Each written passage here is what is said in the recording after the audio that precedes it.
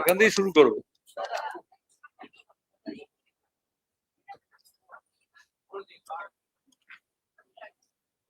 ধন্যবাদ, আপনাদের উৎসাহের জন্য ধন্যবাদ। একটু দেরি হলো তার জন্য দুঃখিত। আমাদের দুদিন রাজ্য কমিটির বৈঠক, তার আগে 18 তারিখে রাজ্য সম্পাদক মন্ডলীর বৈঠক ছিল, তারপর 19-20 এবং নির্বাচনের প্রাককালে, বিধানসভা নির্বাচনের প্রাককালে যে অনকুশ ঘটনা না ঘটে, তাহলে এটাই আমাদের শেষ রাজ্য কমিটির বৈঠক। সেখানে অনেক এজেন্ডা ছিল।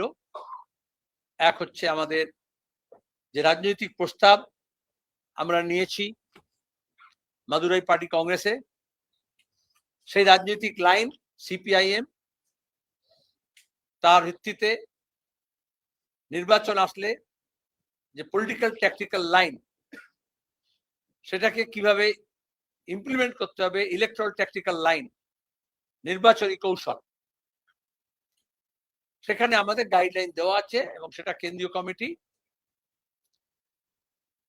পিবি অনুমোদন সাপেক্ষে রাজ্যগুলো রাজ্যের বিশেষ পরিস্থিতি অনুযায়ী তার ইলেকট্রাল ট্যাকটিক্যাল লাইন ওয়ার্কআউট করে। এটা সবাইকে মনে করি তো এই জন্যই গত 2-3টে বিধানসভা নির্বাচনে শুরুতেই একদল এক্সপার্ট হয়ে গিয়ে সিপিআইএম সম্পর্কে Bengal line, Kerala line, Delhi line, এইসব নিয়ে অনেক হাবিজাবি লেখা হয়।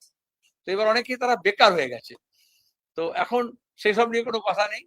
তো আবার নতুন লাইনে যদি না হয় তাহলে বেরেন কিছু খুঁজতে হয়, তার চেষ্টা করছে। তো আমরা এই জন্য আমাদের party general secretary comrade M A Baby এসছিলেন, আর আমরা ত্রিবান্ধমে আমাদের যে কেন্দ্রীয় কমিটির বৈঠক হয়েছিল জানুয়ারি মাসের মাঝামাঝি, সেখানে আমাদের রাজ্য থেকে আমরা বলেছিলাম এই হচ্ছে আমাদের নির্বাচনী কৌশল, নির্বাচনী যে কৌশল এবং তার ভিত্তিতে আমরা কি করতে চাই, এবং আজকে সেটা রাজ্য কমিটিতে আমরা ইউনানিমাসলি সেটাকে অ্যাডপ্ট করেছি এবং বেবির উপস্থিতিতে করা হয়েছে। মানে কেন্দ্রীয় কমিটির কাছে আমাদের যেতে হবে না, কারণ আমাদের কেন্দ্রীয় কমিটিও নেই। 27 তারিখে পলিট ব্যুরো মিটিং আছে, সেখান থেকে আমরা হচ্ছে তোমার গিয়ে আমাদের এই নির্বাচনী কৌশলটা গোটা দেশের নিরিখে, রাজ্যের নিরিখে যা পরিস্থিতি তার উপর দাঁড়িয়ে আমরা গ্রহণ করেছি। সেটার মধ্যে সার কথা হচ্ছে সিপিআইএম কে মজবুত করা এক, তারপরে সিপিআইএম এর নেতৃত্বে বাম ফ্রন্টকে সংহত করা, তার ঐক্যকে দৃঢ় করা, তার উপর দাঁড়িয়ে হচ্ছে বাম ফ্রন্টের বাইরে যে বাম ব্যক্তি, দল, গোষ্ঠী আছে তাদেরকেও সমবেত করা। কারণ পশ্চিমবঙ্গকে বাঁচাতে, পশ্চিমবঙ্গের শিক্ষা, সাহিত্য, শিল্প, সংস্কৃতি, ইতিহাস, ঐতিহ্য, সম্প্রীতি রক্ষা করতে, এবং যে লেফট ইকোসিস্টেম স্বাধীনতার আগে থেকে স্বাধীনতার পরে গড়ে উঠেছে, যাকে দক্ষিণপন্থার উত্থানের সঙ্গে সঙ্গে মন্দির মসজিদের রাজনীতি, হিন্দু মুসলমানের বিভাজন, বাংলাদেশি রোহিঙ্গিয়ার নাম করে আদিবাসী, তপশিলি, সংখ্যালঘু, তারপরে মহিলাদের উপর নির্যাতন বাড়িয়ে একটা উত্তর ভারতীয় সাংস্কৃতিক রাজনীতি করার চেষ্টা করা হচ্ছে, রিলিজিয়াস প্রশাসন করার চেষ্টা হয়েছে গত কয়েকবার। সেই বাইনারিকে আমাদের ভাঙতে হবে। বাংলাকে বাঁচাতে হলে বামপন্থার পুনরুত্থান দরকার, সেই লক্ষ্যে আমরা কাজ করছি। গত রাজ্য সম্মেলন থেকে আমরা যে ইলেকট্রাল ট্যাকটিক্যাল লাইন ঠিক করেছিলাম, তাকে আমরা গত 1 বছর ধরে, অলমোস্ট কদিন পরে 1 বছর পূর্ণ হবে, আমরা সেটাকে সাকসেসফুলি ইমপ্লিমেন্ট করার চেষ্টা করেছি। তাতে একদিকে আমাদের যে শ্রেণী সংগঠন, শ্রমজীবী মানুষ, খেটে খাওয়া মানুষ, কৃষক, ক্ষেত মজুর, বস্তিবাসী, এই সবাইকে আমরা জড়ো করার চেষ্টা করেছি। ব্রিগেডের সমাবেশ হয়েছিল গত বছর, আপনারা জানেন, এপ্রিল মাসে। লাখ লাখ মানুষ একটা হয়েছিল শ্রেণীর মানুষ, শ্রেণী ঐক্য গড়ে তোলার জন্য, শ্রেণীর দাবি দাওয়া নিয়ে লড়াই করার জন্য। আর আজকে যখন আমরা মিটিং করছি, 12 তারিখে গোটা দেশে ইন্ডাস্ট্রিয়াল স্ট্রাইক, শিল্প ধর্মঘট, তার সঙ্গে অনেক জায়গায় ধর্মঘট পালন হয়েছে। আমাদের এখানে গ্রাম বাংলায় অনেক জায়গায় দোকানপাট বন্ধ করা হয়েছে, চাষাবাদ বন্ধ করা হয়েছে, এবং বিশাল সংখ্যক মানুষ বিরত কয়লা শিল্পে, জুট শিল্পে এবং অন্যান্য ক্ষেত্রে, চা বাগানে সাফল্যের সঙ্গে লক্ষ লক্ষ মানুষ যোগ দিয়েছেন। এগুলো বলতে হয় কারণ এদিকে ক্যামেরার ফোকাস যায় না, খেটে খাওয়া মানুষের দিকে নজর পড়ে না। তার উপর দাঁড়িয়ে আমরা আজকে যে বৃহত্তর বাম ঐক্য, বাম ফ্রন্টের বাইরে যে বাম দলগুলো আছে, তাদের সঙ্গে আমরা সাফল্যের সঙ্গে কথাবার্তা চালাচ্ছি। কারণ আমরা ঠিক করেছিলাম যে আমাদের বামপন্থী সিপিআইএম কোন কোন আসনে লড়বে সেটা ঠিক করে তার সঙ্গে বামপন্থীদের সঙ্গে সমঝোতা করা, বামফ্রন্ট এবং বামফ্রন্টের বাইরে যারা, তাদের সঙ্গে সম্পন্ন করলে বামফ্রন্টের বাইরে যারা আছে তাদেরকে, যারা বিজেপি ও তৃণমূল বিরোধী অবস্থানে দৃঢ় থাকবে তাদেরকে সঙ্গে কথা বলবো, সেই কথাবার্তা আমাদের চলছে। আমরা 90% আসন সমঝোতা পথ পরিষ্কার হয়েছে, রাজ্য কমিটিতে আমরা প্লেস করেছি একদম আসন দিয়ে, তালিকা দিয়ে। আর 10% আমরা বলেছি, কিন্তু কিছু হয় নিটিগ্রিটিস থাকে, এবং সামাজিক বিন্যাস, বিশিষ্ট ব্যক্তি, তারপরে হচ্ছে ক্রীড়া জগৎ থেকে, চিকিৎসা জগৎ থেকে, আইনের জগৎ থেকে, সংবাদ জগৎ থেকে, আরো অন্যান্য সামাজিক ক্ষেত্র থেকে তাদের জন্য, এবং সামাজিক বিন্যাসকে বিশেষত আদিবাসী, তপশিলি, মতুয়া, মুসলমান সম্প্রদায়ের মানুষ, তারপর মহিলা, এইগুলোকে দেখে নিয়ে আমরা কিভাবে রাজ্যে একটা বাংলা বাঁচা বললে দুটো হবে না, একটা বিকল্প হচ্ছে তোমাকে দিতে পারে, সেটাকে পরিষ্কার করার জন্য চেষ্টা করছি। আমরা যেভাবে কাজ করছি অন্য বাম দলগুলো এবং অন্য সহযোগীরা করছে, এবং ক্রমাগত একটা আমাদের কনভার্জেন্স হচ্ছে।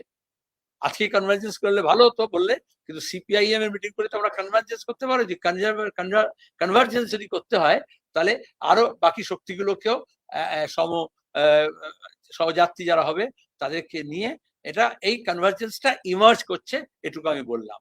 এবং যখনই ইমার্জ করছে তখন আমরা যে একেবারে সিঙ্গেল মাইন্ডেডলি সমস্ত শক্তি নিয়ে ঝাঁপিয়ে পড়বো, ব্যাটল লাইন ড্র হয়েছে, লক্ষ্য স্থির হয়েছে, এবং আমাদের মোবিলাইজেশনটা যখন আমরা করছি তখন আমরা দেখলাম বাইনারি ভাঙার লক্ষ্যে যতটা আমরা এগিয়েছি, সেখানে যা হয় যারা আমাদের সঙ্গে লড়ার কথা, সহযোগী হওয়ার কথা, তাদেরকে একটু খাবলে খুবলে নিয়ে যাওয়ার চেষ্টা করা হচ্ছে। আমরা তাও 294টা আসনে বিকল্প নিয়ে লড়াই করার জন্য প্রস্তুত হচ্ছি। এটার সঙ্গে সঙ্গে এসআইআর একটা ডিসরাপশন, বিহার ইলেকশনের সময় দেখেছেন, এখনো দেখেছেন। এসআইআর যে এই যে বাইনারি ভাঙার যে চেষ্টা হচ্ছিল, সেই বাইনারিকে রিএনফোর্স করার জন্য ধর্মের নামে, কাস্টের নামে বিশেষ জেলা, কনস্টিটুয়েন্সি ধরে আরএসএস এর বই থেকে চ্যাপ্টার তুলে ইলেকশন কমিশন এখানে এসআইআর নাম করে বিভাজনের রাজনীতিকে রিএনফোর্স করার চেষ্টা করেছেন। কারণ অন্য সবকিছু ফেল করেছিল। মানুষ, খেটে খাওয়া মানুষ, তার লড়াইয়ের কথা, তার না পাওয়ার যন্ত্রণা বেদনা, কাজ, শ্রম, মজুরি, চাকরি পার্মানেন্ট করা, শূন্য পদে নিয়োগ, নিয়োগ নিয়ে দুর্নীতি, কৃষি, কৃষি সরঞ্জাম, কৃষি সামগ্রী, তার বাজার সহজলভ্য করা এবং তার দাম পাওয়া উপযুক্ত, জমির প্রশ্ন, চা বাগানের হোক, বাঁধের হোক, চরের হোক, জলাশয়, নদী, সেগুলো বাঁচানোর প্রশ্ন হোক, সিভিক অ্যামেনিটিস, জল জমা থেকে আরম্ভ করে পরিবহন ব্যবস্থা যা ভেঙে পড়েছে, স্বাস্থ্য, শিক্ষার যা হাল হয়েছে, সেইগুলো নিয়ে রাজনীতি করতে চায়। এগুলো আপনাদের কেউ কেউ এডিট করে বার করে দিল। আমরা যখন বৈঠক সভা বা বাংলা ভাষা যাত্রা করলাম, গোটা রাজ্য জুড়ে রাজ্য কমিটিতে এটাই এসছে, মানুষ এইগুলো নিয়ে কথা বলছেন। তারা চাইছেন তার ছেলে মেয়ের কাজ হোক। আবার আমরা যে ডেটা পয়েন্ট পাচ্ছি তা নয়, আমরা যা পাচ্ছি তার ভিত্তিতে আমরা আন্দোলন সংগ্রামও স্থানীয়ভাবে গড়ে তুলছি। কোথাও আগে প্রেস কনফারেন্সে, কারণ বেবি বলেছিল খড়ি নদী, কোথাও জলঙ্গি নদী, কোথাও জলাশয়, কোথাও ইস্ট কলকাতার জলাভূমি, এসব নিয়ে ব্যাপক দুর্নীতি হচ্ছে, পলিউশন হচ্ছে, পরিবেশ নষ্ট হচ্ছে। একেবারে তিলাবনী পাহাড় এখানে যেরকম, আরাবলী পাহাড় সেরকম ওখানে, মোদি হোক আর দিদি হোক, তারা এসব লুটের সামগ্রী মনে করছে পরিবেশকে। সেটাকে বাঁচানোর জন্য আমাদের লড়াই হচ্ছে। মানুষ এটা নিয়ে চিন্তিত। যদিও মন্দির, মসজিদ, তাদের মধ্যে ইনজেক্ট করার চেষ্টা করা হচ্ছে বাইনারি তৈরি করার জন্য। লোকে এসব নিয়ে পরিশ্রান্ত হয়েছে, আগে বিভ্রান্ত হতো, এখন ক্লান্ত হয়েছে। সেই জন্য এই খেটে খাওয়া মানুষের দাবি দেওয়া নিয়ে আমরা এই লড়াইটাকে সংযোগ করতে যাচ্ছি। তখন এসআইআর নিয়ে 3 মাস একটা trauma. West Bengal is undergoing a traumatic phase.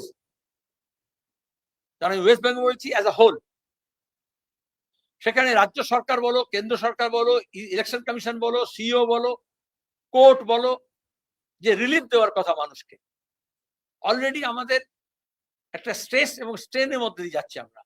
রাজ্য সরকার, ব্লক অফিস, কোথাও কোনো কাজকর্ম হচ্ছে না, মানুষ কাজ করছে না, ম্যান্ডেট লস হচ্ছে, এনার্জি লস হচ্ছে ব্লক অফিসগুলোতে গিয়ে। প্রথমে হচ্ছে তোমার গিয়ে ম্যাপিং, তারপরে হচ্ছে তোমার গিয়ে নো ম্যাপিং যখন হলো, তারপরে হচ্ছে হিয়ারিং, নোটিশ, শুনানি প্রতিদিন বাড়ছে, ইলাস্টিকের মতো বাড়ানো হচ্ছে, টার্গেট ফিক্স করে বাড়ানো হচ্ছে, অ্যাসেম্বলি কনস্টিটিউয়েন্সি ধরে বাড়ানো হচ্ছে।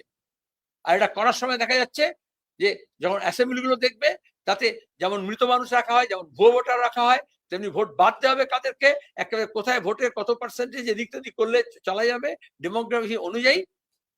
ওই যে মোদী বলেছে না ডেমোগ্রাফিক মিশন, তার একটা হচ্ছে ডেমোগ্রাফি অনুযায়ী, জনবিন্যাস অনুযায়ী এগুলো করার চেষ্টা করা হচ্ছে।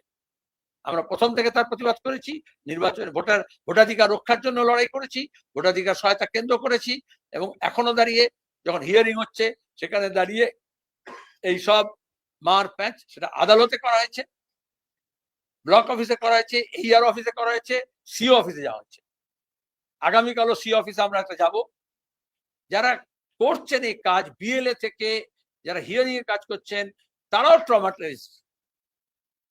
আর এদিকে দুই সরকার টানাটানি, বিজেপি তৃণমূলের রাজনৈতিক খেলা। তাদের নিজের কর্মচারীদের যাদেরকে যুক্ত করেছেন তাদেরও দেখেননি, ভোটারদেরও দেখেননি, পলিটিক্যাল পয়েন্ট স্কোর করার চেষ্টা করেছেন। আমরা ঠিক করেছি আগামী 27 তারিখে আমি নিজে, আমরা চিঠি দিয়েছি আরো প্রাক্তন এমপি দুজনকে নিয়ে আমরা ইসিআই কাছে যাব, কারণ 28 তারিখে বলেছে লিস্ট বার করবে।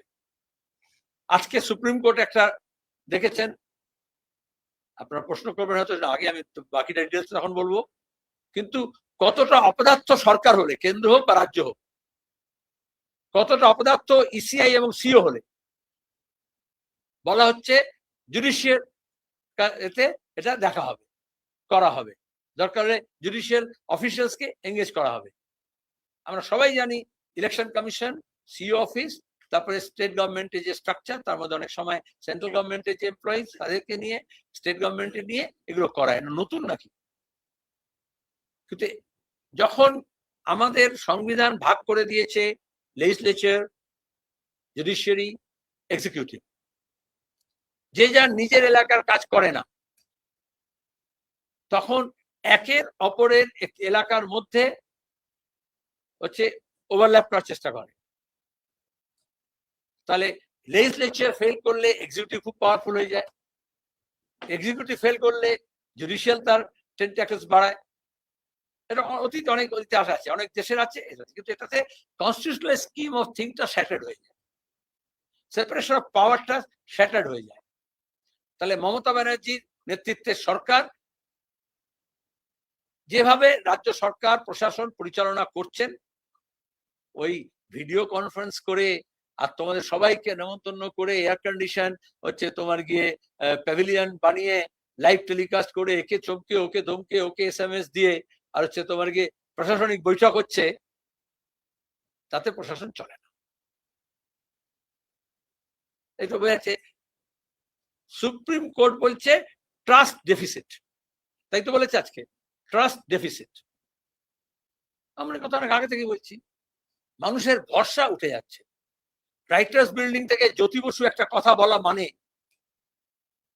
মুখ্যমন্ত্রী হিসেবে গোটা দেশ, দেশের administration, political parties, political system এবং রাজ্যবাসী একটা ভরসা পেত, এরা বলা যাচ্ছে এটা করা হবে। আর আজকে নাটক করলেও, ছুটে বেড়ালো, রং বেরঙের শাড়ি পরলেও, শাল পারলেও, আমরা 100 দিনের কাজের টাকা দিয়ে রেখেছি, রাজঘাট থেকে মন্ত্রীর দপ্তর পর্যন্ত দৌড়, লাইভ টেলিকাস্ট, কিন্তু দাঁড়িয়ে 100 দিনের কাজের টাকা আজ পর্যন্ত আসেনি। 100 দিনের কাজ হাইকোর্টের নির্দেশ হওয়া সত্ত্বেও চালু হয়নি। খবর হয়েছে, ফুটেজ হয়েছে, ভোট হয়েছে। একই জিনিস আমরা দেখেছি অভয়াকাণ্ডের সময়, এত আন্দোলন হলো, এত ডাক হলো, কিন্তু দাঁড়িয়ে একটা ন্যায় পাওয়া গেল না, জাস্টিস পাওয়া গেল না, তদন্ত করে সত্য উদ্ঘাটিত হলো না। এরকম অসংখ্য উদাহরণ দিতে পারি, আমি ডাইভার্স করতে চাইছি না, অনেকগুলো ইম্পর্টেন্ট ইস্যু আছে। তো এই যে জুডিশিয়াল ইন্টারভেনশন, এফেক্ট কি হবে পরের কথা, কিন্তু কজটা কি? তাহলে রাজ্য সরকার তার ব্যর্থতা মেনে নিক, সিও দপ্তর তার ব্যর্থতা মেনে নিক, ইসিআই তার ব্যর্থতা মেনে নিক। একটা এমনিতে বললো না, রুটিন কাজ, রেগুলার কাজ আগেও হয়েছে, এখনো হচ্ছে, কিন্তু সেটা করতে গিয়ে কিরকম পদে পদে একদিকে ট্রমা, অন্যদিকে হোঁচট। আমরা এখানে যখন জুডিশিয়াল আমরা গেছি রেমেডির জন্য, আমরা যেরকম অ্যাডমিনিস্ট্রেটিভ রেমেডির জন্য ব্লক অফিস থেকে সিও অফিস, ইসিআই পর্যন্ত যাচ্ছি, আমরা যেরকম জমায়েত করেছি, প্রতিবাদ করেছি, আরো হবে। আপনাদের মনে আছে আমরা বলেছিলাম কোন প্রকৃত ভোটারের যদি নাম বাদ যায় তাহলে জিনা হারাম করে দেওয়া হবে। সি অফিসের সামনে দাঁড়িয়ে জনসভায় বলা হয়েছিল বামদলগুলোর সমাবেশে। আর পেছনের দরজা দিয়ে আমরা এনআরসি এনপিআর করতে দেব না, সব তাই হচ্ছে। আর তৃণমূলের বিজেপির নেতারা বলে দেবে যারা যেখান থেকে যে আসুক, যাই ধর্ম হোক, সবাইকে বাংলা ছাড়া করব, টার্গেট ফিক্স করে দেবে। আর ECI, CO, BDO, SDO, DM এর দপ্তর সে কাজটা করবে।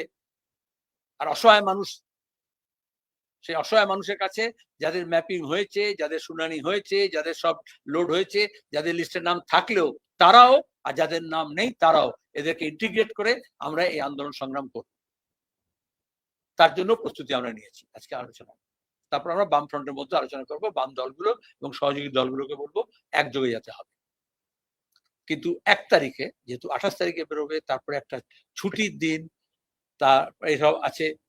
নাহলে আমরা আগে বলেছিলাম যেদিন সিও ঘোষণা করবে ইসিআই, সেই তারপরের দিন আমরা জমায়েত করবো। আমরা ছুটির মধ্যে করেছিলাম ছট পূজার সময়, প্রথমে আমরাই করেছিলাম, মনে আছে, জমায়েত করে এটা বলেছিলাম, বা রাজ্যবাসীকে হুঁশিয়ারি দিয়েছিলাম যে হচ্ছে হবে, আর ওদেরকে বলেছিলাম 1 তারিখে ছুটির দিন হলো কমরেড বুদ্ধদেব ভট্টাচার্যের জন্মদিন, 1 মার্চ। আজকে এই যে রাজ্যের ভয়াবহ দুর্দশা, এই যে রাজ্যের মানুষের স্বপ্ন ভঙ্গ, এই যে শিল্পায়ন হলো না, বেকার ছেলে মেয়েদের কাজ হলো না, বাংলার ভবিষ্যৎটাকে একেবারে কন্যা ভ্রূণ হত্যা করার মতো বিজেপি তৃণমূল মিলে ভ্রূণ হত্যা করেছে আমাদের শিল্প সম্ভাবনার। তারপরে মোদী মমতা সিঙ্গুরে গিয়ে অনেক নাটক করেছেন, আমরা সেই নাটকে যাইনি এবং লোকে বিশ্বাস করেনি। বিজেপি তৃণমূল মিলে এটা একসঙ্গে করেছিল, সানন্দে করেছিল, আনন্দে করেছিল। আমরা 1 তারিখ জন্মদিনে গোটা রাজ্য জুড়ে, আপনারা জানেন 17 তারিখ যেরকম জ্যোতি বসু প্রয়াণ দিবসে আমরা শপথ নিয়েছিলাম, অসভ্য বর্বর দলের বিরুদ্ধে লড়াইয়ের শপথ নিয়েছিলাম, সংবিধান রক্ষার শপথ নিয়েছিলাম, সাম্প্রদায়িকতাকে বিচ্ছিন্ন করার জন্য শপথ নিয়েছিলাম, সেরকম এই রাজ্যকে বাঁচানো, এই রাজ্যের ভবিষ্যৎকে বাঁচানো, এই রাজ্যের ভবিষ্যৎ প্রজন্মের প্রতি যে অঙ্গীকার বুদ্ধদেব ভট্টাচার্য করেছিলেন তাকে বাস্তবায়িত করার জন্য যে ভিশন তিনি দেখেছিলেন, সেটাকে আমরা নতুন করে আবার পুনরুত্থাপিত করব। বামপন্থা পুনরুত্থান মানে কি? কৃষি, শিল্প, শিক্ষা, সাহিত্য, সংস্কৃতি এবং আমাদের যে ঐতিহ্য, আমাদের যে নবজাগরণ, আমাদের যে স্বাধীনতা আন্দোলন, আমাদের যে লেফট ইকোসিস্টেম, সেটাকে পুনর্নির্মাণ করা। আর সেখানে আমরা পলিটিক্যাল যা হবে, অর্গানাইজেশন যা হবে, আমরা হচ্ছে শৈল্পিক, নান্দনিক, যেহেতু বুদ্ধদার কথা বলছি আমি, এবং তার সঙ্গে দাঁড়িয়ে কালচারাল রেসপন্স কি হবে সেজন্য আমরা পরিকল্পনা করছি। ওই দিন আমরা 1 মার্চ, এবং সেদিন আমরা ওই যখন জন্মদিনে উৎসব নয়, এসব যখন জন্মদিন করে সব কেক ফেক কাটে, সেটা নয়। আমরা ঠিক করেছি যেমন Jyoti Basu centre for social studies and research হচ্ছে, সেরকম আমরা বুদ্ধদার নামে একটা কলকাতার বুকে, হার্ট অফ দ্য সিটিতে আমরা সাংস্কৃতিক কেন্দ্র গড়ে তুলব।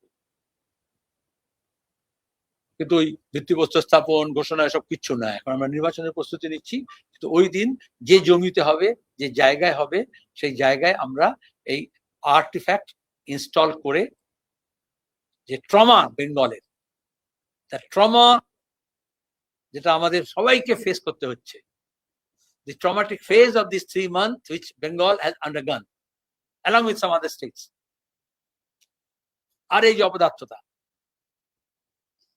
একেবারে পাহাড় প্রমাণ অপদার্থতা, সেইটাকে স্মরণীয় করে রাখতে হবে।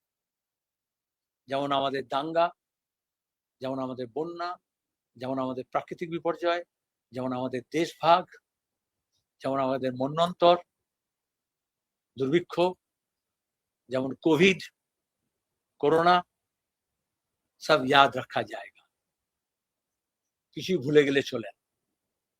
ইতিহাসে এগুলো বাংলার বিভিন্ন বাঁক এবং মোড়, সেই একইভাবে এটার সাক্ষ্য বহন করবে। এমন ভাবে আমরা 1 তারিখে এই ট্রমাটিক ফেজটাকে আমরা আর্টিস্টিক রেসপন্স হিসেবে উপস্থাপিত করব, যেটা হবে আবার আমাদের নির্বাচনী যে বিকল্প আমরা হাজির করতে চাইছি, তারও প্রসারের সূত্রপাত। বৌদ্ধতাকে তার কথা সামনে রেখে এ লড়াই লড়তে হবে, এ লড়াই জিততে হবে। পরপর আমাদের প্রোগ্রাম আছে। আজকে আমি যখন এখানে কথা বলছি, জ্যোতির্বসু সেন্টারে কালকে ভাষা দিবস উপলক্ষে এখন ভাষা চর্চা নিয়ে আলোচনা চলছে। আগামীকাল আমাদের রেড বুক ডে, ভাষা দিবস। তাহলে মানুষের সমাগম নিয়ে সাংস্কৃতিকভাবে নানান রকমের কর্মসূচি নেওয়া হয়, কর্মকাণ্ড বিভিন্ন এলাকায়, এবং সেখানে ভাষা দিবস বিশেষত বাংলাদেশে, আমাদের কাছাড়ে হয়েছিল, আমাদের অন্যত্র হয়েছিল, পৃথিবীব্যাপী নিজের নিজের ভাষাকে ধরে রাখা, সংস্কৃতিকে ধরে রাখার লড়াই লড়া হচ্ছে। যত বেশি গ্লোবালাইজেশন হচ্ছে, তত বেশি নিজস্ব ভাষা, নিজস্ব স্বকীয়তা, নিজস্ব সংস্কৃতি, নিজস্ব লোক যে সমস্ত পরম্পরা আছে সেটা হারিয়ে যাচ্ছে। সেটাকে ধরে রাখতে হয়। স্ক্রিপ্ট পর্যন্ত হারিয়ে যাচ্ছে। আর যে ভাষাগুলোর স্ক্রিপ্ট নেই, উপভাষা, সেগুলো তো হারিয়ে যাচ্ছে। সেখানে একটা ভাষার নামে আন্দোলন হলো, সংগ্রাম হলো, এবং পাকিস্তানকে হারিয়ে দিয়ে, খান সেনাকে পরাজিত করে, এক নদী রক্ত দিয়ে হচ্ছে একটা দেশ জন্মালো। সেই দেশকে যেভাবে ধর্ম পরিচয় আবদ্ধ করে দিয়ে গ্রাস করতে চেয়েছিল দক্ষিণপন্থা এবং উগ্রপন্থা এবং মৌলবাদী শক্তি, দেশি বিদেশি শক্তি, এই উপমহাদেশে, আমাদের প্রতিবেশী দেশে।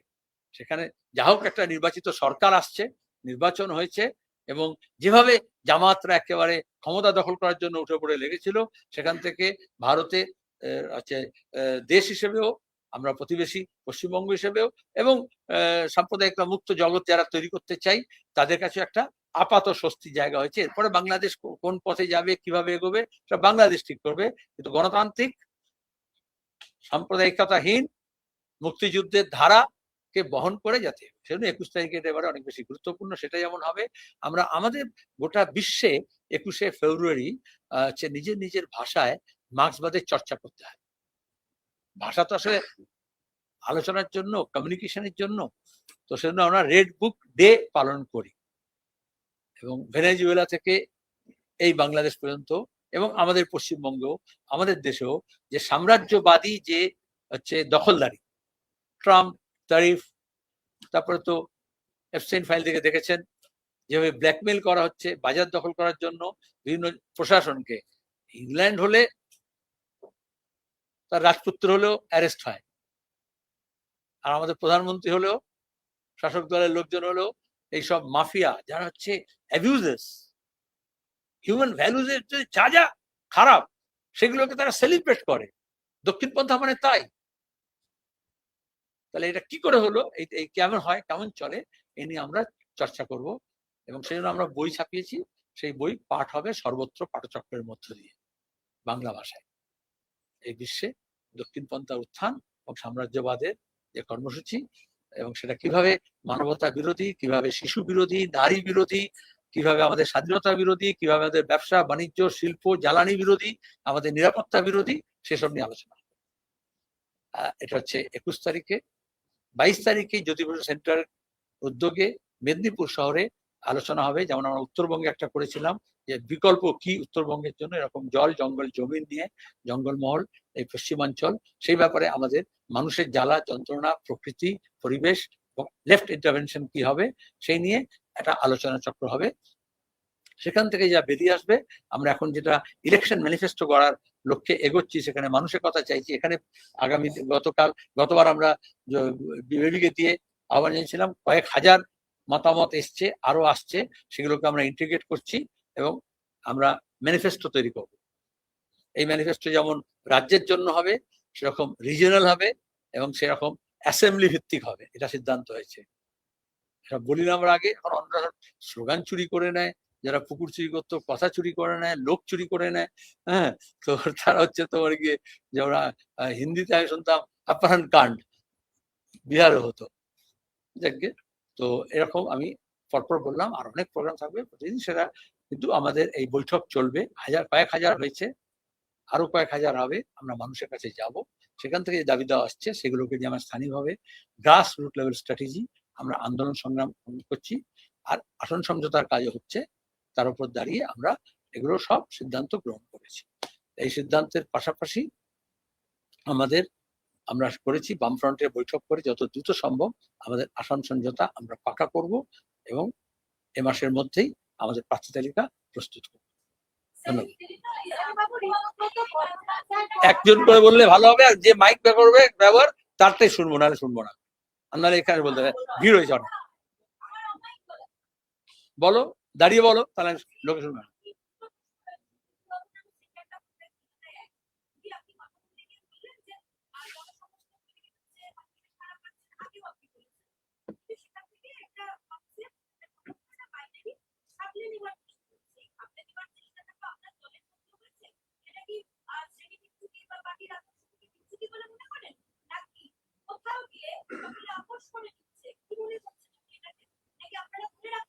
দুটো প্রশ্ন করেছো, দ্বিতীয়বার চান্স পাবে না বলে। প্রথম প্রশ্নটা আলাদা, দ্বিতীয় প্রশ্নটা আলাদা। প্রথম প্রশ্নটা হচ্ছে খুব সহজ, উত্তরটা খুব সহজ। সেটা হচ্ছে এখান থেকে ঢিল ছোড়া দূরত্বে করবো, বড় রাস্তার উপরে করবো। এখান থেকে ঢিল ছোড়া দূরত্বে বড় রাস্তার উপরে, তার মানে এজেসি বোস রোডের উপরে। বোঝা গেল?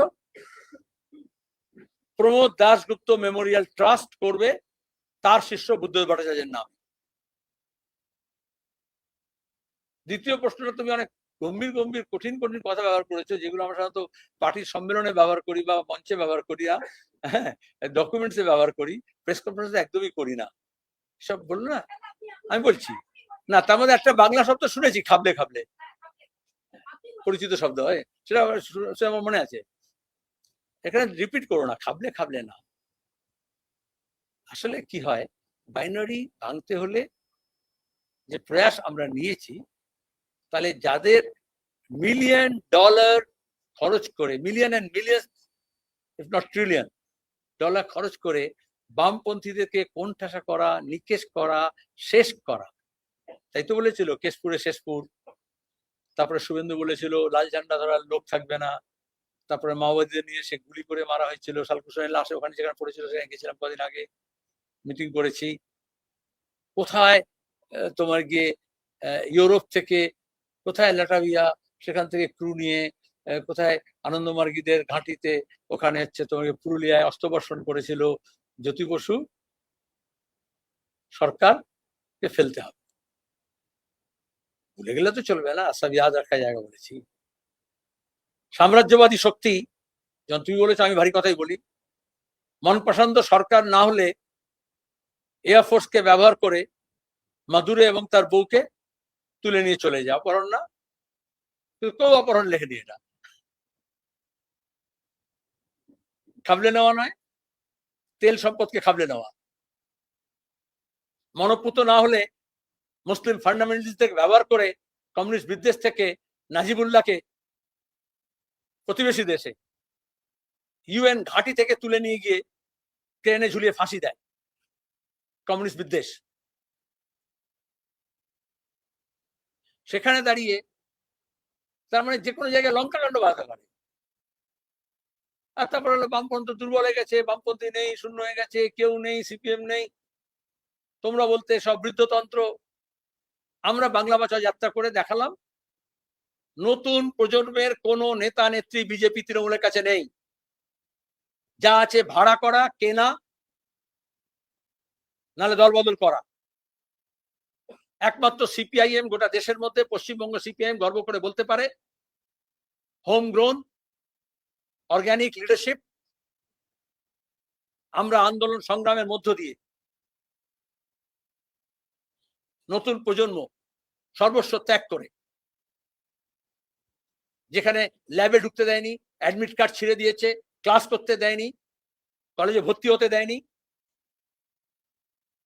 কেন? এসএফআই এর নাম মুছে দেবে। অথচ দেখা গেল সেটা সম্ভব হয়নি, তাই করে। এটা নতুন না। অল্টারনেটিভ লেফট যখন আমরা শুনছিলাম, কেন আমরা বলছি ফর 30 ইয়ার্স আমরা বলছি লেফট অল্টারনেটিভ, বাম বিকল্প। তখন পরিকল্পিতভাবে বলা হলো বাম বিকল্প নয়, বিকল্প বাম, ব্র্যাকেটে সিপিএম কে বাদ দিয়ে। 35 বছর ধরে আন্দোলন চলছে, সংগ্রাম চলছে। এই বাংলার বুকে, মিডিয়ার লক্ষ্য হোক বা মিডিয়ার অলক্ষ্য হোক, যে বাংলার জন্য, দেশের জন্য দক্ষিণপন্থা যখন উত্থান হচ্ছে, তখন আমরা কি বাম বিকল্প তৈরি করব, না একটা বিকল্প বাম খুঁজব? তার জন্য অনেক নিয়োগ করা হয়েছে, অনেককে নিয়োগ করা হয়েছে। এখন একজন সদ্য প্রয়াত হয়েছেন, এই দক্ষিণ চব্বিশ পরগনার নেতা ছিলেন। তারপরে পরপর আছে ডিকেট। অনেকে বলে নতুন প্রজন্ম, নতুন প্রজন্ম ছিল না, কিন্তু সবচেয়ে কম বয়সী জেলা সেক্রেটারি হয়েছিলেন সিপিআইএম এর ইতিহাসে, টার্গেটেড। কিন্তু ওদের টার্গেট ফুলফিল হয়নি, ওই অনশন মঞ্চে পায়ের তলায় বসেও হয়নি। এর মধ্যে কেউ কেউ অতিবাম, মমতার মধ্যে লেনিন খুঁজে পেয়েছিল, আর কেউ কেউ মমতার পয়সায় লেনিনের ছবি লাগিয়েছিল। সবই হচ্ছে বিকল্প বাম তৈরি করার জন্য। All efforts have fallen flat. All efforts or ill-designed efforts have fallen flat. আজকে টেলিভিশন চ্যানেলে যখন ঘন্টা হয়, 24 ঘন্টা হয়, সেখানে ওই সাংবাদিক থেকে নিয়ে ছাত্র নেতা করেছিল, তৃণমূলের ছাত্র নেতাকে যে যুব নেতা করেছিল BJP, traders, dealers, where are the leaders? তো একটা নাটক হয়েছিল, তা ছিল এক চরিত্রের সন্ধানে, ছিল না একটা নাটক, গ্রুপ থিয়েটারের নাটক হয়েছে একটি চরিত্রের সন্ধানে। তাহলে হচ্ছে নীতি নৈতিকতা, যখন তৃণমূলের প্রতিদিন এত অধঃপতন হয়েছে, এত ধর্ষণ, এত খুন, এত গোলাগুলি, নিজেদের মারামারি, এত জেল, এত টাকা, এত বান্ধবী খাটের তলা থেকে টাকা, ফ্ল্যাটের থেকে টাকা, সুতরাং নীতি নৈতিকতা রক্ষা করার জন্য তাদেরকে সিপিআইএম থেকে কারোর দরকার হয়ে পড়ছে। এটা সিপিআইএম আর সিপিআইএম এর নতুন প্রজন্মের জয়। কিন্তু শোনো, তাহলে প্রশ্ন করে ছেড়ে দাও না, প্রশ্ন।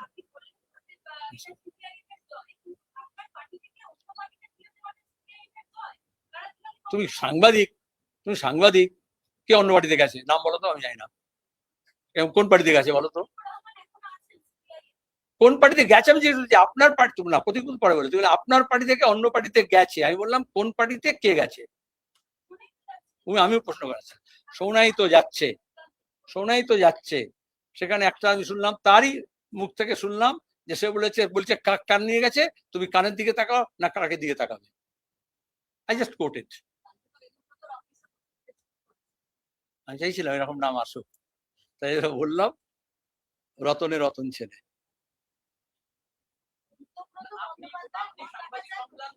একজন করে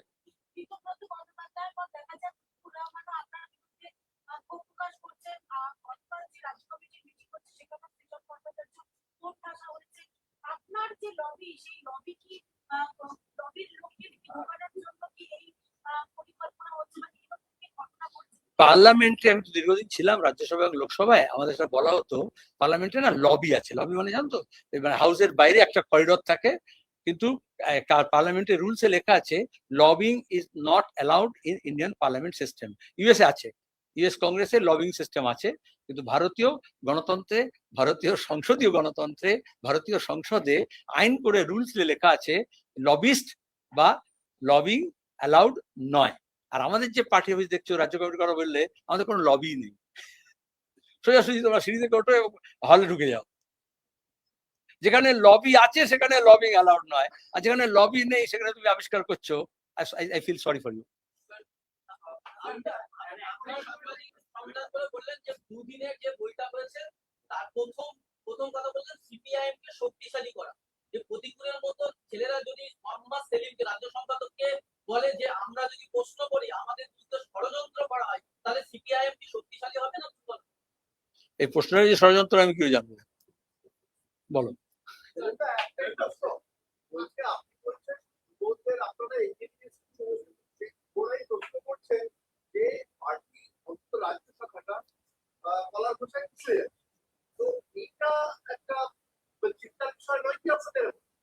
প্রথম কথা হচ্ছে আমাদের রাজ্যে শাখা নেই, রাজ্যের অনেক শাখা আছে, রাজ্য কমিটি আছে, এক শাখা আরএসএস এর হয়। আমাদের হচ্ছে তোমার গিয়ে একটা মনোলিথিক পার্টি, এবং তার হচ্ছে কেন্দ্রীয় কমিটি আছে, তারপর পলিট ব্যুরো আছে, তারপর রাজ্য কমিটি আছে। তো সব বেসিকটা শিখিয়ে দিচ্ছে আর কি। রাজ্য কমিটি আছে, জেলা কমিটি আছে, তারপরে এরিয়া কমিটি আছে, তারপরে ব্রাঞ্চ আছে, ঠিক আছে, তাকে শাখা বলি আমরা।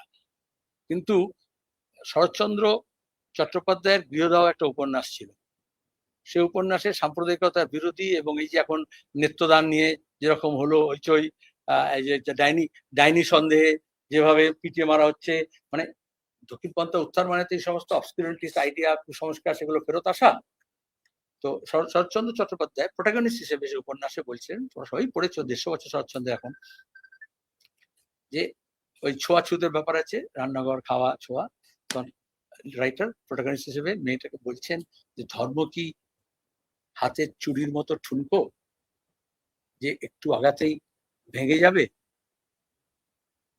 তাহলে সিপিআইএম যদি শুভেন্দু মমতার ভাড়া করা মাওবাদীদের ল্যান্ডমাইন দিয়ে শেষ না হয়, স্টেন গান দিয়ে শেষ না হয়,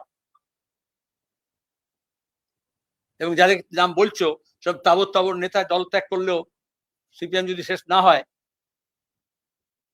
তোমরা কি মনে করছো কয়েকটা ইন্টারভিউ, কয়েকটা স্ক্রিপ্ট, আমি ইনস্ক্রিপ্টের কথা বলছি না, কয়েকটা পেশাদার সংস্থা যার ফাইল নিয়ে মমতা ছোটাছুটি করেন, দৌড়াজড়ি করেন, তাদের তৈরি করা স্ক্রিপ্টে সিপিএম হেরে যাবে? আর সিপিআইএম এর যৌবনের শক্তি, তরুণ প্রজন্ম, তারা হেরে যাবে? পিছলে পরে কলা খোসার কথা বললে বলে, কলা খোসার এই জন্য রাস্তায় পড়ে থাকলে তুলে নিতে হয়। যেমন কালকে আমি একটা জায়গায় যাচ্ছিলাম, কিন্তু যখন উঠতে গেলাম পাথরের একদম শান বাঁধানো জায়গা, সেখানে দেখলাম ওরা কলা খোসা করে রেখে দিচ্ছে, আমি গাড়িতে তুলে রাখলাম এবং আমার চালককে বললাম যেখানে ডাস্টবিন দেখবি এটাকে ফেলে দিবি। তারপর যখন আমি আবার সেখানে, কালকে না পরশু দিন, আমি যখন সেখানে আবার উঠলাম, তখন যেরকম মিডিয়া, আমি তো করি তোমাদের সবার জন্য আজকে অনেক মিডিয়া আছে বলে বুম বাড়িয়ে দিয়ে বলে, এক মোহাম্মদ সেলিম বুম বাড়িয়ে দিলেই কথা বলে না, প্রেস কনফারেন্স করে ডেকে বলে। দুই, আমি বললাম যে এরকম আমি বামফ্রন্টের মিটিং আছে, আমি তার মধ্যে একটুক্ষণের জন্য এসেছিলাম, আমি চলে যাচ্ছি, সুতরাং আমার তাড়া আছে, তুই দেখো এই তোমার কি, আমি ড্রাইভারকে বলছিলাম খোসাটা ফেলে দিতে, কিন্তু কোথাও ফেলেনি, তোমরা সবার জন্য, আমি তো বলতে পারি না। তারপরে মিডিয়াকে সরিয়ে দিল, জানলার কাছে ভিড় করে বুম দেখেছি অনেক মিডিয়া, আনলাম তোমার সরাসরি এটাকে ফেলতে হবে, আমাকে কাউকে বলতে হবে, ভলেন্টিয়ার ছিল ওখানকার ছাত্র, এগুলো ফেলতে হবে।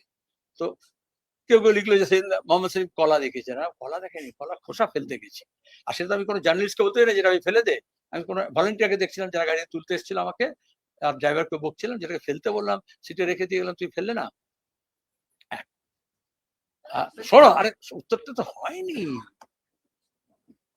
যখন কেউ পিছলে পড়ে, যাতে পিছলে না পড়ে, যেরকম কলার খোসা তুলে নিতে হয়, আর তেমনি যদি কেউ কলার খোসায় হোক, বানের জলে হোক, তোমার রেল লাইনের ধারে হোক, স্টিমার থেকে হোক, বাস থেকে হোক, যদি কেউ পড়তে যায়, সহযাত্রী, সহমর্মী, বন্ধু, আত্মীয় স্বজন, এমনকি অপরিচিত কেউ যদি থাকে, তখন তাকে হাত বাড়িয়ে তাকে ধরতে হয়, তাকে বাঁচানোর চেষ্টা করতে হয়, অতল গহ্বরে যাতে তলিয়ে না যায় সেটাকে রক্ষা করার চেষ্টা করতে হয়।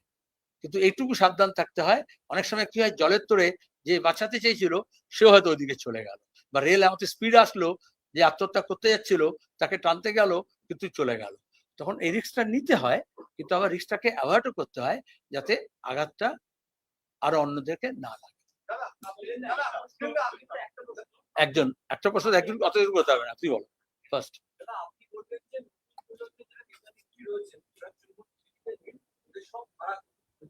তিন রকম বলেছি, ভাড়া করা, দল বদল করে নিয়ে আসা, বা কোচিং করে।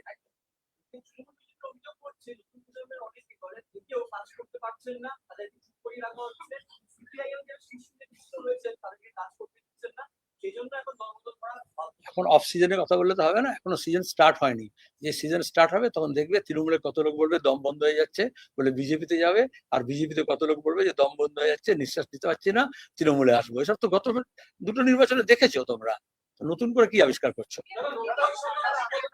হ্যাঁ বলো।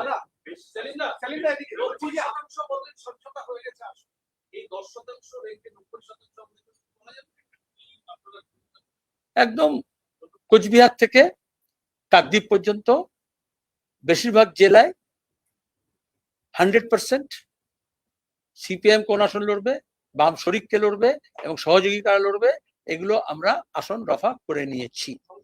এক, তার মধ্যে কয়েকটা জেলা আছে, কয়েকটা আসন আছে 10% এই জন্য বলেছি, 8% হতে পারে, 7% হতে পারে, প্রত্যেক মুহূর্তে একটা করে। এই স্টেট কমিটি মিটিং করলাম তো অনেকগুলো রিজলভ হয়ে গেল আমাদের দিক থেকে যেগুলো ছিল।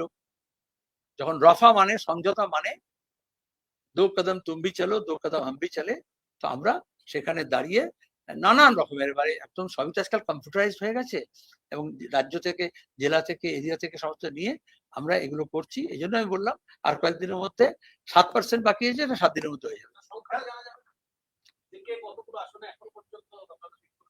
সংখ্যা কি করে বলবো? আমি বললাম 90% সংখ্যা বলতে পারি, 100% সংখ্যা বলতে পারবো না। তো সংখ্যা কখন বলা হয়, অ্যাবসলিউট নাম্বারটা কখন বলা হয়? 100% রিচ করি। এই রিলেটেড সমঝোতা রিলেটেড কি আছে কিছু বলো?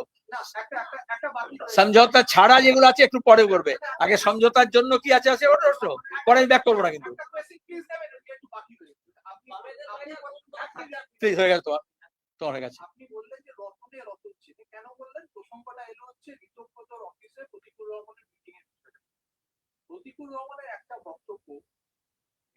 আমি এখানে শুনানিতে বসিনি। For your kind information, please. Normally, you don't attend my press conference, so I don't know you. First of all, your channel or your newspaper you are representing. One. Second thing is, press conference ডাকা হয় রাজ্য কমিটির বৈঠকে, যে সিদ্ধান্ত হয়েছে সেগুলোকে brief করা হয়। তারপরে প্রেসকে সুযোগ দেওয়া হয় সুপ্রিম কোর্ট থেকে লোকাল আদালত পর্যন্ত, যেখানে যা শুনানি হয়েছে, যা রায় বেরিয়েছে, বিভিন্ন নেতারা, বিভিন্ন দলগুলো যে বলেছে তার সম্পর্কে কিছু রিয়াকশন যদি জানতে হয়। এখানে আমি কারুর শুনানির জন্য বসিনি। I am not sitting on a judgment seat. আমরা বিচারও করছি না, আর বিচারের প্রক্রিয়া আমরা শুরু করিনি, সুতরাং আমি রায় দেবো কি করে? এখানে কারুর হয়ে কেউ ফরিয়াদও করতে আসেনি, এখানে কারুর হয়ে কেউ ক্রস এক্সামিনও করতে আসেনি, এটা আমি এক্সপেক্ট করবো। ওইগুলো টেলিভিশন চ্যানেলে যখন বসবে, আলোচনা করবে, বিতর্ক করবে, সেখানে করবে। প্রেস কনফারেন্সের একটা স্পেসিফিক পারপাস থাকে। আমি প্রেস কাউন্সিলের মেম্বার ছিলাম দীর্ঘদিন, এবং জার্নালিস্টিক এথিক্সটা বলে দিলাম। বলো।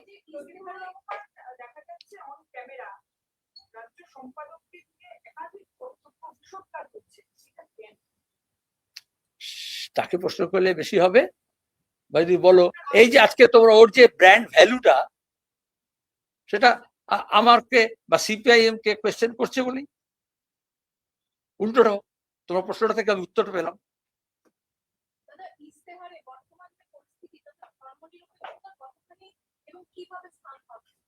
এটা তো মেজর ইস্যু গোটা দেশে।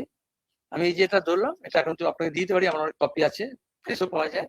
রাজনৈতিক লাইনের প্রথম চ্যালেঞ্জ হচ্ছে আমাদের কাছে, আমাদের দেশে আমাদের যে সেকুলার ডেমোক্রেসি আছে সেটাকে বাঁচিয়ে রাখতে হবে, গণতান্ত্রিক ধর্মনিরপেক্ষ ব্যবস্থাকে। তার জন্য আমাদের সাংবিধানিক যে স্কিম অফ থিং আছে সেটাকে বাঁচাতে হবে। সেটা আমি প্রথমে বললাম, সাংবিধানিক স্কিম অফ থিং ভাঙা হচ্ছে বিজেপি তৃণমূল উভয়ের দিক থেকে। আর তারপরে আমরা বললাম যে বাইনারি তৈরি করা হচ্ছে, ধর্মীয় রাজনীতি করে, ধর্মীয় হচ্ছে তোমার গিয়ে উস্কানি দিয়ে, ধর্মীয় প্রতীক ব্যবহার করে, ধর্মীয় চিহ্ন ব্যবহার করে, ধর্মীয় তিথি ব্যবহার করে, সেগুলো থেকে মানুষকে তার জীবন জীবিকা ইত্যাদি যেগুলো রিলেটেড বাস্তব যে যুক্ত যে সমস্যাগুলো আছে সেগুলোকে সামনে আনতে হবে। এটা একটা ঠিক যে এটা হচ্ছে বলেই দেখা যাবে। আমরা বললাম বেকারিটা ইস্যু, মিডিয়া বললো না বেকারি টেকারি কি আছে, তো মিলার যে চাকরি মেলা করেছে মোদি, চাকরি মেলা করেছে মমতা, ডবল চাকরি দিয়েছে, 2 কোটি চাকরি দিয়েছে, শেষ। তারপরে যুবশ্রী করেছে, তো তারপরে ইটস অ্যাডমিশন, মমতার অ্যাডমিশন, তৃণমূল সরকারের অ্যাডমিশন, কেন্দ্র সরকারের অ্যাডমিশন, যে বেকারি সমস্যা সমাধান হয়নি, বেকারি বেড়েছে, পার্মানেন্ট জব, সিকিউর জব নেই, গভর্নমেন্ট জব নেই, private sector job, permanent job নেই, কন্ট্রাকচুয়াল হচ্ছে, ন্যূনতম মজুরি হচ্ছে না। সেই জন্যই তো যুবশ্রী প্রকল্প করেছিল, কতটা ফেল করেছে। তারপরে এখন বলছে যুবসাথী। যদি ডবল ডবল চাকরি হয়ে যায় তাহলে তো আর যুবসাথী প্রকল্প করতে হয় না, তাহলে তো বেকার ভাতা দেওয়া হবে বলে লাইন দেওয়া হয় না। বেকার ভাতা আমরা চালু করেছিলাম, তারপরে আমরা সেলফ এমপ্লয়মেন্ট স্কিমে চলে গেলাম, সেটাকে সিড মানি করে দিলাম বেকার ভাতাকে। এবং আমরা জানি, আমি নিজে সে দপ্তরের মন্ত্রী ছিলাম, তারপরে সেলফ এমপ্লয়মেন্টের জন্য ব্যাপক একটা উদ্যোগ গড়ে উঠেছিল, স্বনির্ভর কর্মসূচি হয়েছিল, মেয়েদের স্বনির্ভর গোষ্ঠী হয়েছিল। এটা তো যত প্রশ্ন করবে আমি আমার তত ইলেকশন ম্যানিফেস্টো বলতে আরম্ভ করে দেবো। তাহলে এই অ্যাডমিশনটা তো ওদের ফেলিওর।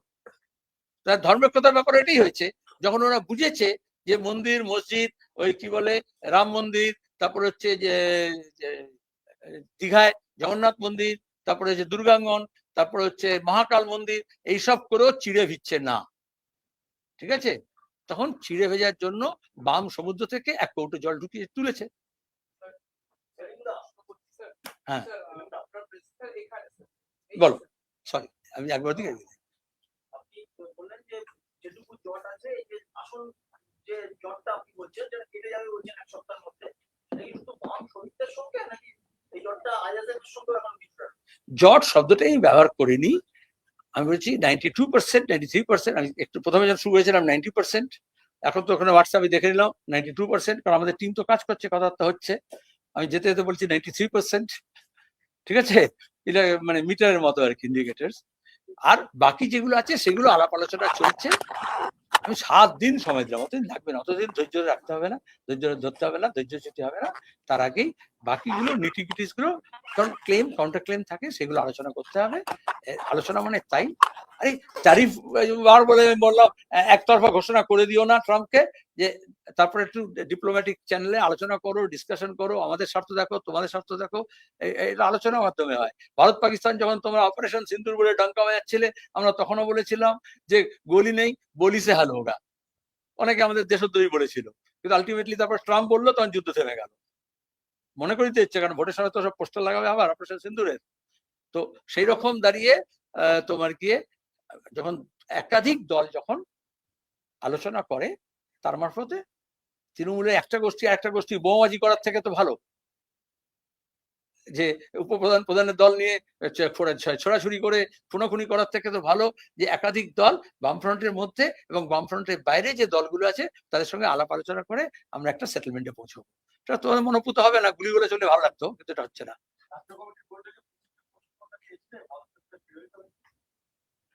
প্রসঙ্গ সেভাবে আসেনি, কিন্তু আমি উত্থাপন করেছি, কারণ রাজ্য সম্পাদক হিসেবে উত্থাপন করতে হয়। যা যা ইস্যুস অ্যাট হ্যান্ড আসে, সেটা আমাদের নিয়ম হচ্ছে, তোমরা তো আগের দিন থেকে সব লিখে দিতে পারলে, কিন্তু হয়নি, শেষ দিনে আমাকেই কতগুলো ডিসিপ্লিনারি কোয়েশ্চেনটা লাস্টে আসে, আমাদের এজেন্ডায় থাকে, সেগুলো আরো একটা ইস্যু ছিল, এটাও ছিল, কিন্তু আমরা বলেছি, প্রস্তাব দিয়েছি যে এটা খুবই বেদনাদায়ক। আমার কাছে নতুন প্রজন্মের একটা ছেলে মেয়ে পার্টির, অনেক পার্টিকে ইনভেস্ট করতে হয়, মুভমেন্ট, আন্দোলন, সংগ্রাম, প্রচার, লড়াই, তার থেকে তারপর আমরা চাই এটা থেকে পার্টি যাতে লং টাইম ডিভিডেন্ড তোলে, জনগণ তোলে, শ্রেণী আন্দোলন তোলে। আমার ক্ষেত্রে তাই করেছে পার্টি, সবার ক্ষেত্রে তাই করে। এবং আমার নিজের ক্ষেত্রে এইখানে দাঁড়িয়ে তো আমি বলেছিলাম, যখন আমি রাজ্য সম্পাদক হয়েছিলাম, এই উজ্জ্বলী প্রশ্ন করেছিল, আপনি আমরা বলেছিলাম আমাদের কাছে 30টা তেজি ঘোড়া আছে, আমি কয়েক বছরের মধ্যে এটাকে 300টা ঘোড়া করবো। তারপরে বলেছিলাম 300 হয়ে গেছে, আমি এখন 1000-এর দিকে যেতে হবে। সেখানে এই ধরনের একজন কর্মী কে হারানোর প্রশ্ন উঠলেও আমার কাছে সন্তান হারা হওয়ার শপথ।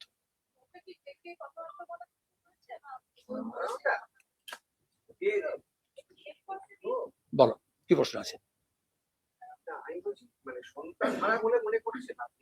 আমি আমার কাছে বললাম, আমার ফিলিংসটা বললাম, সন্তান হারালে একজন লোকের যেরকম ফিলিংস হয়,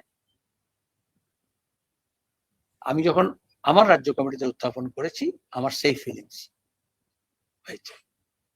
তারপরে তোমার বলে তারপরে কি হলো, এত মাঝখানে প্রশ্ন করে দিল। যখন এরকম কিছু হয়, অনেক সময় তো তোমার মাঝে মাঝে কাগজে খবর টবরে দেখো, এরকম যখন কোনো ঘটনা ঘটেও যায়, মা সন্তানকে, সন্তান মায়ের মৃতদেহ আগলে রেখে দেয়। সায়েন্টিফিক না এটা, কিন্তু আমরা এটাকে আমাদের পার্টিতে গত 1.5-2 মাস থেকে কয়েকটা অভিযোগ আসে। আমরা সাধারণত অভিযোগ আসলে আমাদের একটা নিজস্ব টিম থাকে, সেখানে পাঠিয়ে দিই, বা যদি আরো জেলা থাকলে জেলাতে পাঠিয়ে দিই, ওপরে থাকলে উচ্চ পদাধিকার কমিটিতে পাঠিয়ে দিই, আইসি সংক্রান্ত হলে ইন্টারনাল কমিটিতে পাঠিয়ে দিই। কিন্তু এটা যে মুহূর্তে পেলাম, আমাদের সেক্রেটারিয়েটে আমরা সিদ্ধান্ত করলাম এটাকে লেট মি হ্যান্ডেল ইট। এত সব আসছে কারণ I took the responsibility, let me try and handle ইট। কিন্তু তারপর থেকে আগে তো এই যে বললো দেখেছেন কি, বলেছেন কি, শুনেছেন কি, তো তাকে তো তার থেকে আমাকে তো রেসপন্স নিতে হবে কি বটে, কিন্তু তখন থেকে কন্ট্যাক্ট লুজ হয়ে যায়। এবং অন্যদিকে আমাদের তোমাদের অনেকে বন্ধু বান্ধবের মারফত আমরা জানতে পারি যে আরো কিছু কন্ট্যাক্ট ডেভেলপ করছে। তখন আমাদের পার্টির প্রক্রিয়া অনুযায়ী, গঠনতন্ত্র অনুযায়ী আমাদের নিজস্ব পদ্ধতিতে কিছু সিদ্ধান্ত গ্রহণ করতে হয়। যখন সিদ্ধান্ত হবে আপনাদের জানিয়ে দেব। ধন্যবাদ। যথেষ্ট।